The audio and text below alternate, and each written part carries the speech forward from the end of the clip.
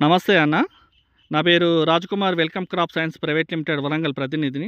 మీరు welcome seeds వారిది టమాటా 3100 వేశారని తెలిసిందన్న. మీ పేరన్నా? వేసినాం సార్. అయితే భోగెల్లి ఎంకన్న సార్.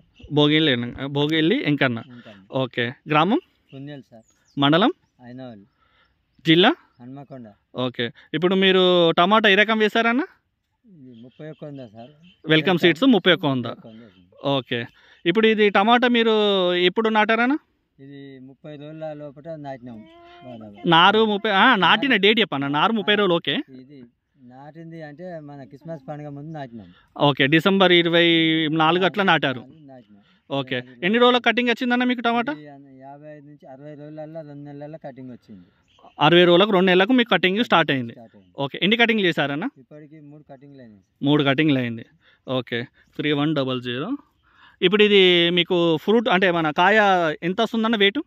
100 గ్రాముల దాకా వస్తుంది. 100 గ్రాముల దాకా వస్తుంది. ఎలా ఉందన్న మీకు వెరైటీ? క్రాప్ కానీ మార్కెట్ రేట్ కానీ? కాపు అయినా బాగున్నది. మార్కెట్లో కూడా ఇది ఎందుకంటే ముందు అందరు టమాటా కంటే ఒక 20 రూపాయలు ఎక్కువ సేల్ అవుతుంది. ముందు సేల్ అవుతుంది.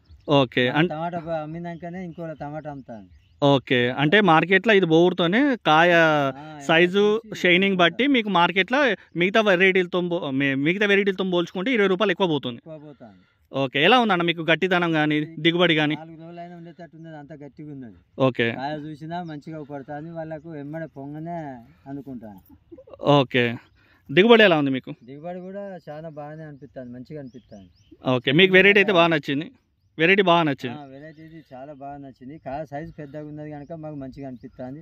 మళ్ళీ కాపు కూడా దగ్గర మంచిగా గుత్తులు కాపు పడ్డాయి. ఓకే. వెరైటీ అయితే మీకు 4-5 గుత్తులు కూడా పడ్డాయి.